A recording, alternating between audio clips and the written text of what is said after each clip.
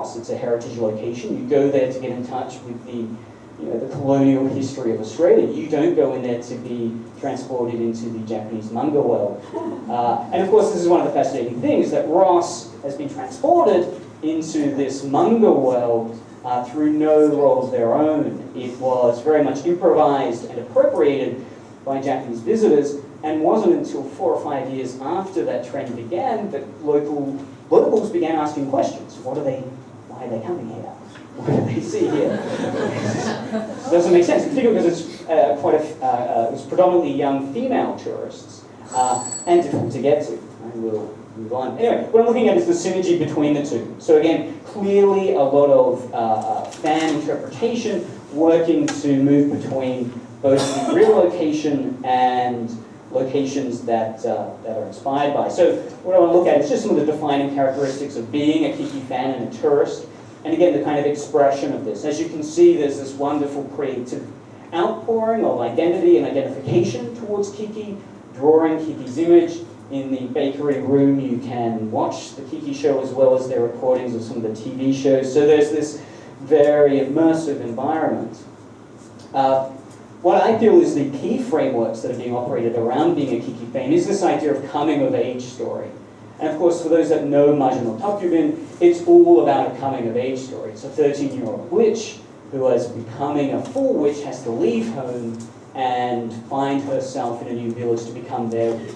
So it's very much a coming-of-age story, a rite of passage story, which perfectly intersects, of course, with the working holiday visa stories that many people have and the international students. And so this is some of the rhetoric, literally turning 24 at the bakery. So a lot of these milestone moments of thinking, I am coming of age in Australia, that leaving Japan.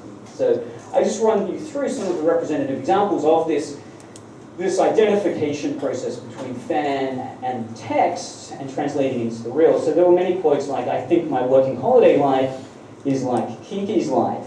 What's really cute there is the rest of that quote, which I'll read, is saying, so I think my working holiday life is like Kiki's life because Kiki was looking for a place to live and work, and she is learning many things at the new place. However, I was sacked at my workplace. My girlfriend broke up with me, and I became homesick.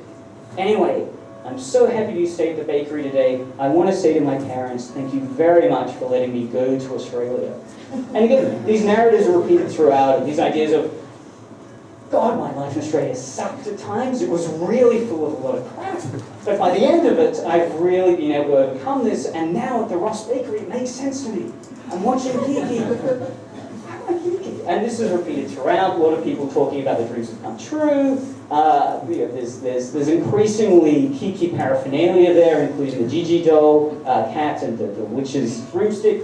And they're talking about, I want to fly away with the broom. So again, clearly there's a lot of identification centered around this idea of I feel, a kind of coming-of-age moment, very similar to the movie. The second space, and again, what I'm highlighting here is a kind of emotional space in this second characteristic. I think the first one is quite rational. It's fans identifying with the key thematic content of an anime and saying, I identify with this, I feel I'm Kiki. The second space is an emotional space, saying there's a resonance here, there's an atmosphere here that reinforces the Ghibli world dream I have and makes sense. That this real Ross Bakery is the fantasy that Ghibli's created. So again, many sketches of the actual staff intermingling with Kiki pictures talking about their dreams coming true, and loving eating pies. So again, the idea of a very embodied experience, eating, sleeping, meeting people, that for them is the authenticity of this moment. Right? So again, the staff being seen as... and what's really interesting here is that many fans acknowledge difference, right? And that negotiation difference can either be a rejection or a kind of reappropriation, so saying, so here, while it's different, I think the atmosphere of the town suits the image of the movie. Its heart is in the right place, its emotion is in the right place, its atmosphere is in the right place. And this makes it real, this makes it authentic. It's not literally authentic, but emotionally authentic. There are challenges, however, which I found as equally interesting. One challenge, of course, is that the staff were constantly not knowing what was being written in these books because it was in Japanese. And they were constantly writing in larger and larger font, right in English. And this was one of the confusions, that the staff never really understood what the story was until much later in the life cycle of it, because they weren't able to read Japanese. And this is in the middle of Tasmania, it's in the middle of nowhere, and again, it's not too surprising. Later on, though, just recently, they have started hiring Japanese to work in the bakery.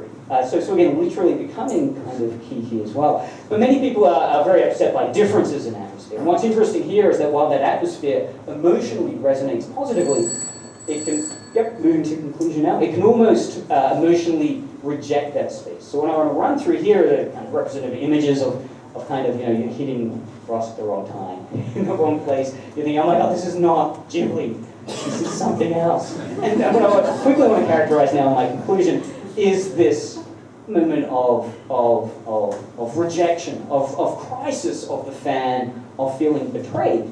So we've got quotes like this saying, the room isn't similar, they should keep it clean, it's so dirty. I guess it's because it's in the attic. I couldn't sleep well because it's noisy, right? It's above the bakery, which is not surprising, but still, the fantasy of the Ghibli world doesn't have this. Well, actually it does. If you watch the movie, she has to clean the attic and she's constantly been waking up. But again, for a tourist, and again, the tourist identity isn't built around, I want to be inconvenienced and be surrounded by dirt. So again, there's a rejection there that the atmosphere is rejected, even though the bread's okay. And secondly, of course, insects. The idea I got there, Ross, I don't like the place because there are many insects there. And again, Ghibli doesn't really, I mean, there are insects in Ghibli films, but it's not this kind of banal. So again, a rejection of this space. And finally, an exploitation, that there's a commercial exploitation here that kind of is reinforced by the fact that many fans are suspicious this isn't the bakery. And then they think, well, they're just trying to make money out of it.